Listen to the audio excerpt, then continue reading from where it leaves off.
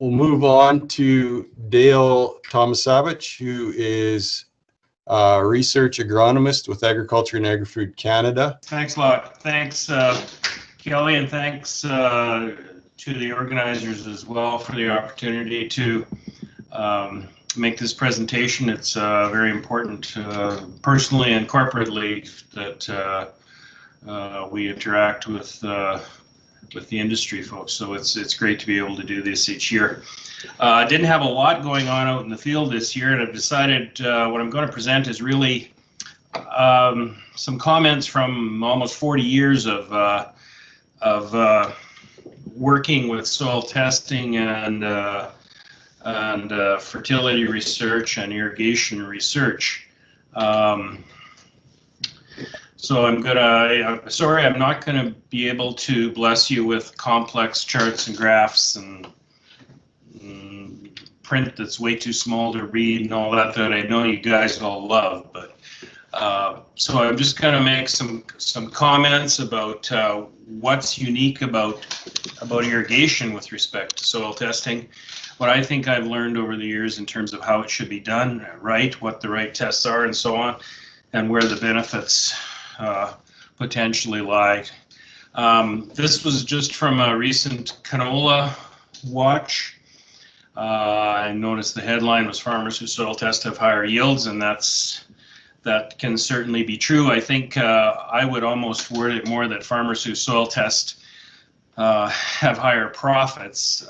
Certainly putting on a lot of fertilizer that's even sometimes in excess can still give you high yields, but it's at higher cost, and I think the potential really for soil test is obtaining those yields without unnecessarily high costs.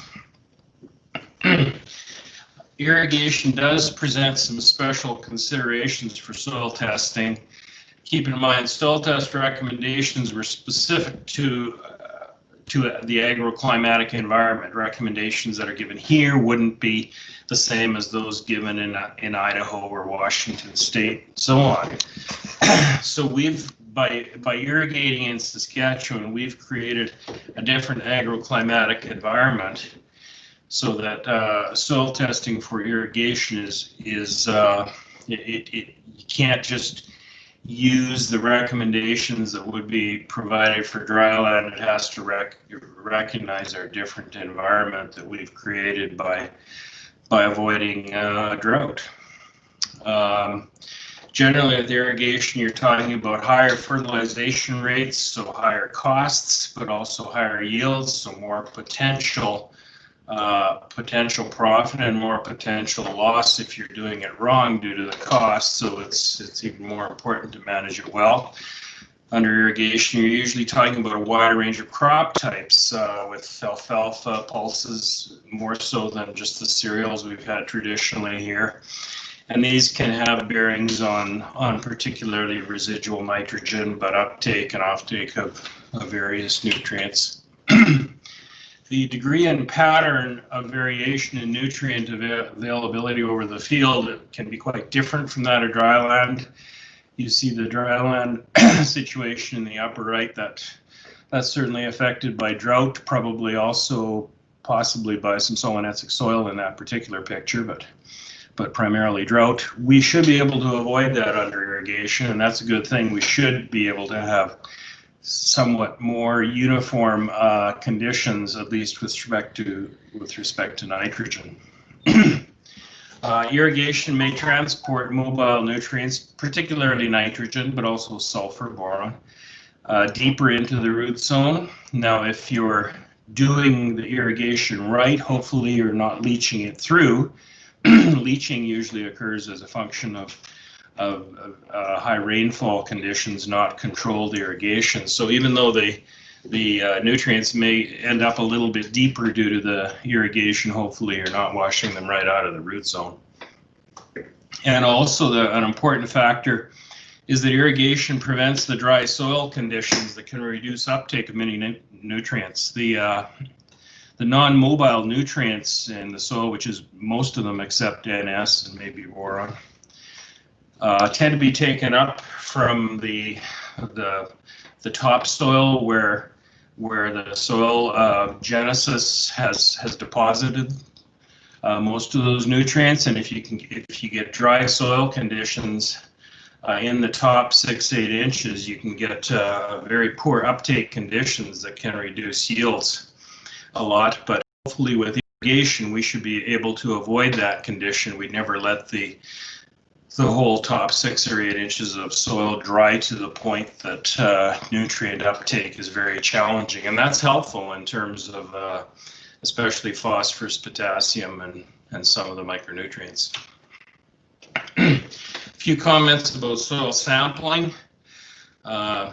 Just sort of one comment about each aspect. Sampling time, of course, later is better for nitrogen because it's changing. It can be mineralized, accumulate. It can move with moisture. So the closer you test to the time of uptake, the better.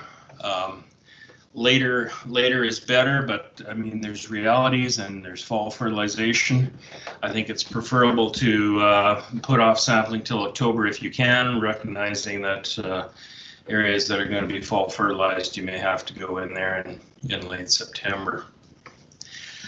Sampling equipment doesn't get a lot of attention. If you're hand sampling, you might be using either a coring device or an auger, Dutch auger pictured here, device.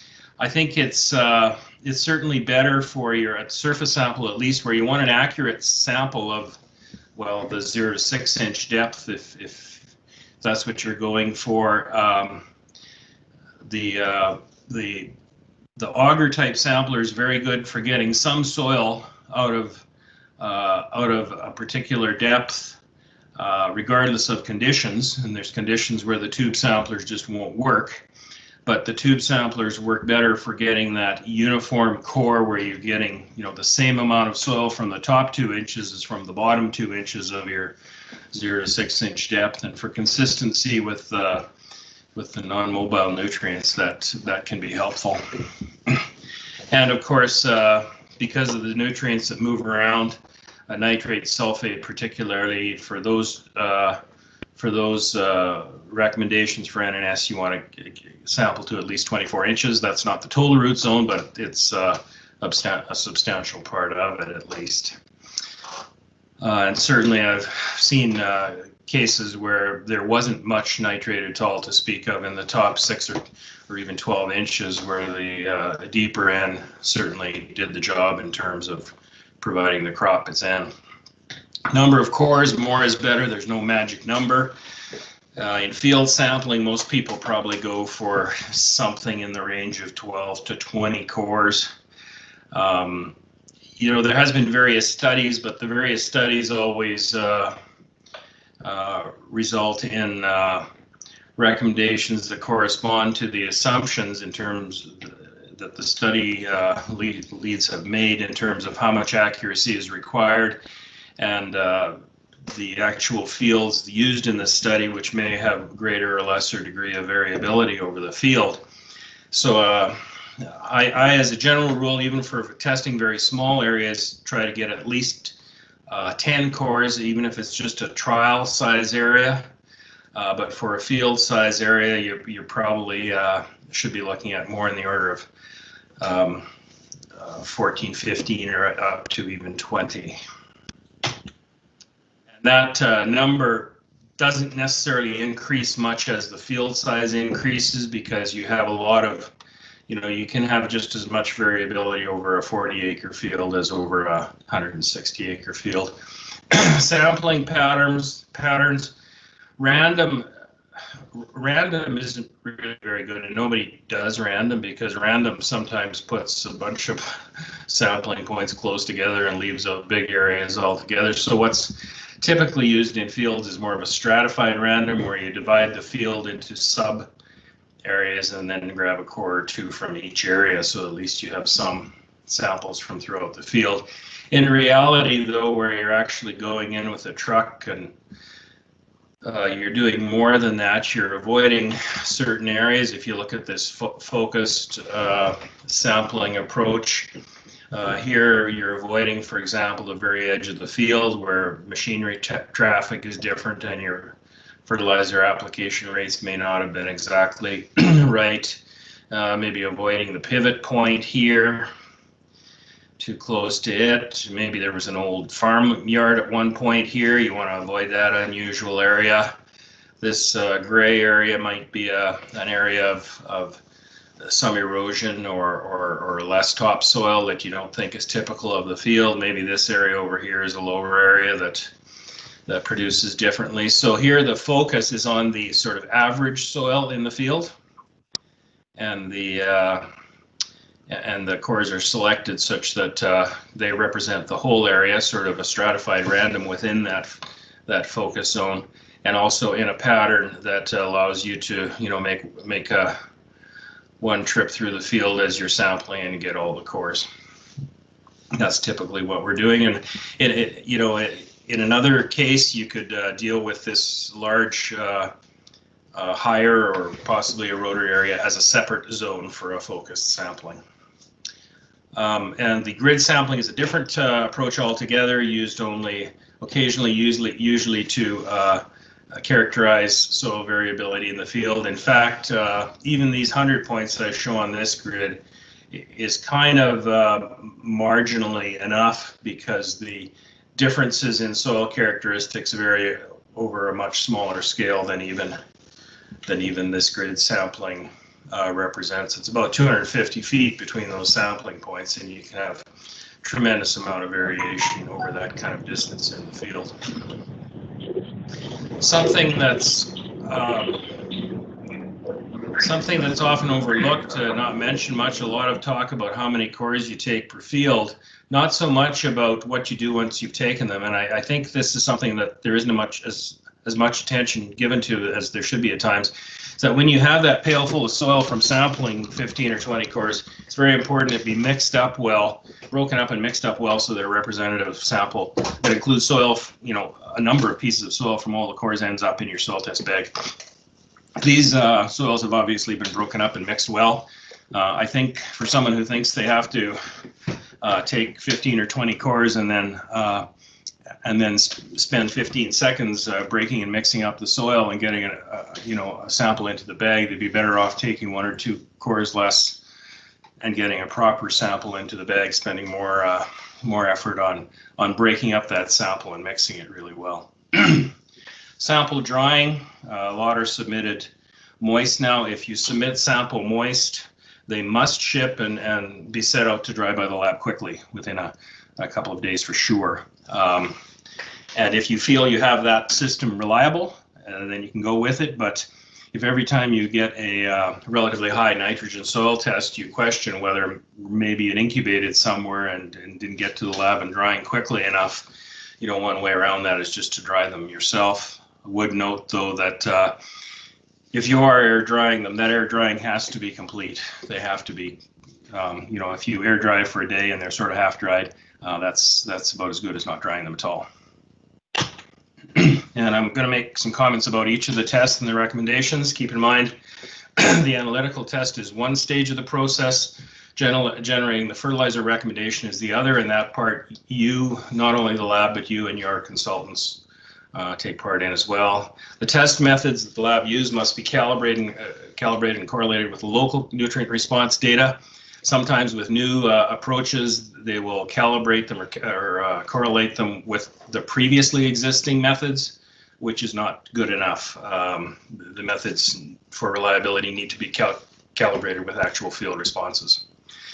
And I just note that for the mobile nutrients, the test must be done for each crop and used only for the immediate following crop. For the less mobile nutrients, there's longer term reserves in the topsoil, PK, and most of the micronutrients that your tests need to be done every year. Those tests should only go up or down very gradually, depending on whether your fertilizer inputs exceed your crop offtake or not. Phosphorus, early work was with the sodium bicarb test.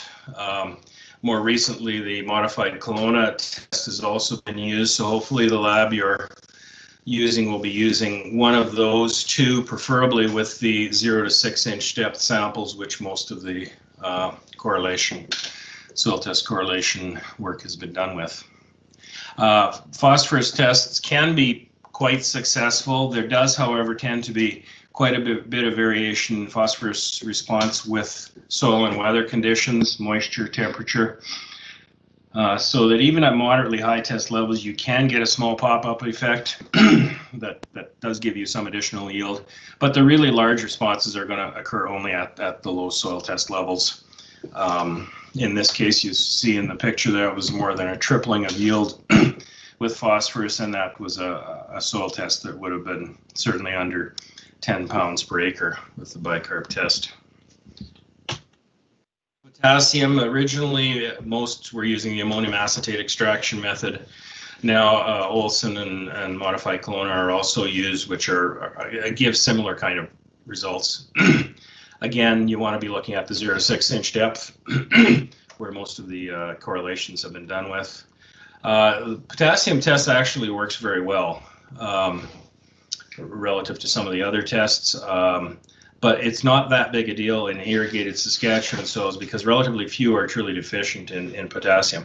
We would be getting situations of very coarse soils, especially if there's been quite a bit of history of high K offtake with alfalfa, where they might be getting into a deficient situation, but generally most soils are still sufficient.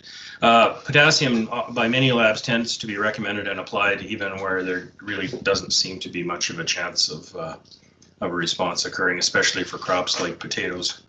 But I think where we have adequate soil potassium, there probably isn't any crops that will really respond here.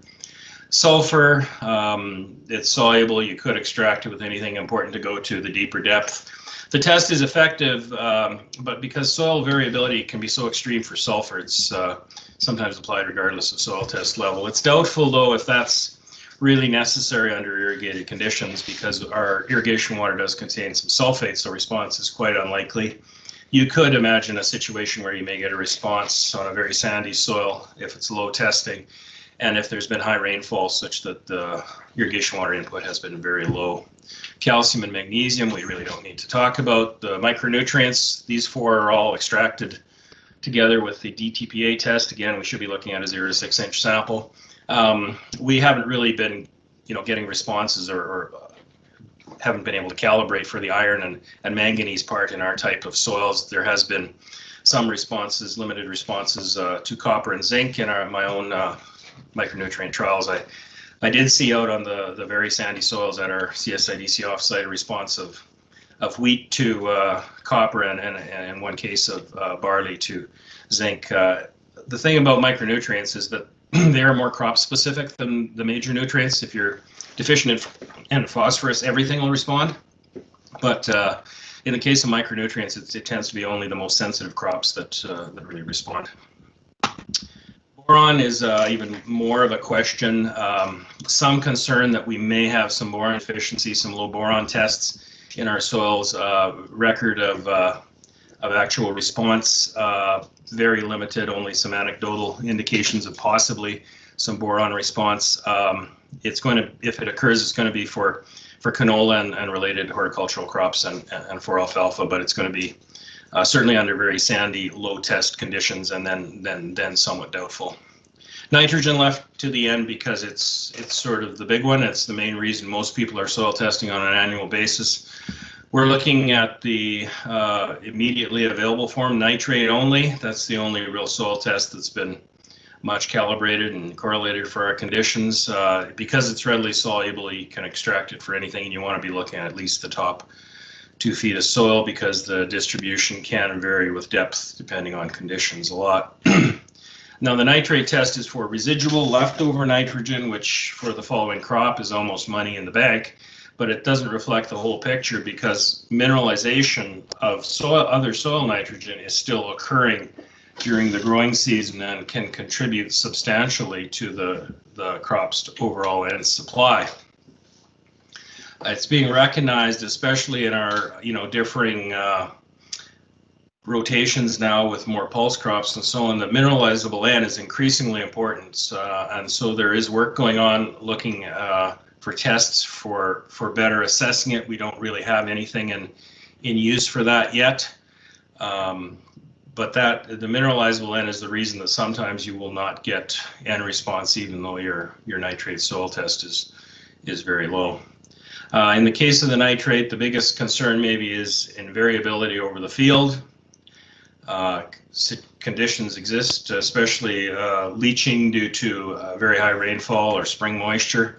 Your variation over the field may be quite large, so even if your test is somewhat high, the question is that all over the field? And I've got a new project looking at some innovative ways to get around that question, approved with ADF. It wasn't allowed to go ahead last year due to COVID restrictions, but that should be starting this year. And a final comment. In trials and fields, we sometimes fail to get strong yield responses even where soil test levels appear to be quite low, and that can be for many reasons. It can be due to nutrients below the level we've tested. It can be due to mineralization in the case of nitrogen that was just mentioned. It can be due to low crop requirements due to some other factor restricting the crop. And also just the fact that each of the soil tests have a fairly large marginal range where recommendations are made, but response is far from assured. If tests are very low, you're very likely to get response. If they're very high, you're very likely not to get response, but each test has a fairly large marginal range. But despite this, substantial yield responses very rarely occur at high soil test levels. And so that's where the potential is to save a buck. Soil tests can reliably detect some of these situations where we can definitely save on fertilizer applications, but on the other hand, don't expect just because there's a recommendation for X that there will necessarily be a big response to it in every year. And so these observations were from, I shockingly calculated that it's almost 40 years of working on and off various degrees with soil testing, with soil fertility work from back in the 80s at the U of S Saskatchewan Soil Testing Lab, and then various opportunities to work with fertility work over the years with some very good people and some generous funding. So thanks to everybody involved. I think I'm way over time. Sorry about that, Kelly. Yeah, I think we've lost all track of time, so no worries there. Thanks, Dale, for that presentation. It was a great overview of soil testing. If there are any questions for Dale, just raise your hand or type them in the chat. I'll maybe ask you one, Dale. You mentioned sampling down to 2 feet for nitrogen is standard practice, and I'm just wondering your thoughts on sampling into the 3rd foot under irrigated soils, and what if there's consideration that we should be starting to look that deep. Well, certainly in research trials, we would typically, a nitrogen research trial, we typically sample to 4 feet even. I would suggest that if you have a situation where you have a fair bit of residual nitrogen in the 3rd foot, it would be a factor in production, and it would reduce your requirements. To do that routinely might be a bit of a high bar, in that most folks are not really well equipped to sample into the 3rd foot. I would do it at times when I suspect that there might be, even in production situation, when I suspect that there might be a fair bit of residual N. For example, following a potato year where you think there's been a lot of N put on and maybe the uptake has not taken it all up. But I think as a routine practice, I'd be very happy to see everybody going to 2 feet even. Okay, great. Thanks, Dale. Aaron Gray. Hi, Dale. Thanks for that presentation. Are you doing any research compared from irrigation to dryland, whether the plants go as deep on irrigation, the roots, versus the dryland roots? Because generally, sometimes if there's available moisture, they don't have to dig down deeper, right? Yeah, I haven't had any specific research that I've conducted that's looked at that at all. Just from general knowledge of rooting patterns, though, even under relatively good moisture conditions, roots do go down deeper. We can see that in even say greenhouse type trials where it's been done maybe in a long cylinder, and the roots will go down. They may not proliferate as much at depth if there's good moisture at the surface, but that the only thing that's going to stop a root from going down is an actual dry layer. So I think that idea that roots do not grow down if there's adequate moisture at the surface is not really the way it is.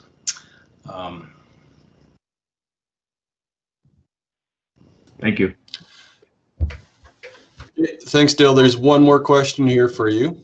What are your thoughts or experience with zone sampling?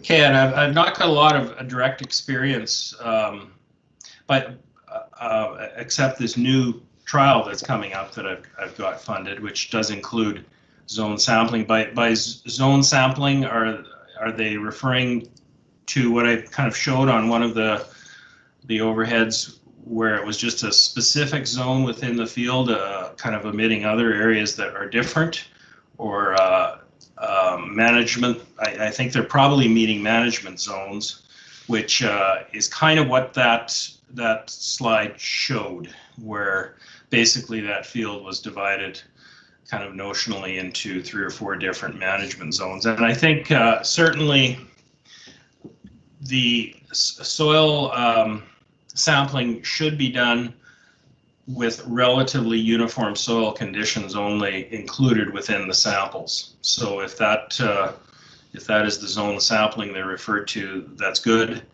And in many years, you may only be sampling one zone, that mid-slope kind of average soil condition. In some years, you may sample the other zones as well separately. But so yeah, keep it to a fairly limited range of soil types within a field that you're sampling from. I think that's what they're meaning by the zone sampling. Okay, well, thanks, Dale. That was a really good presentation, good overview of soil testing.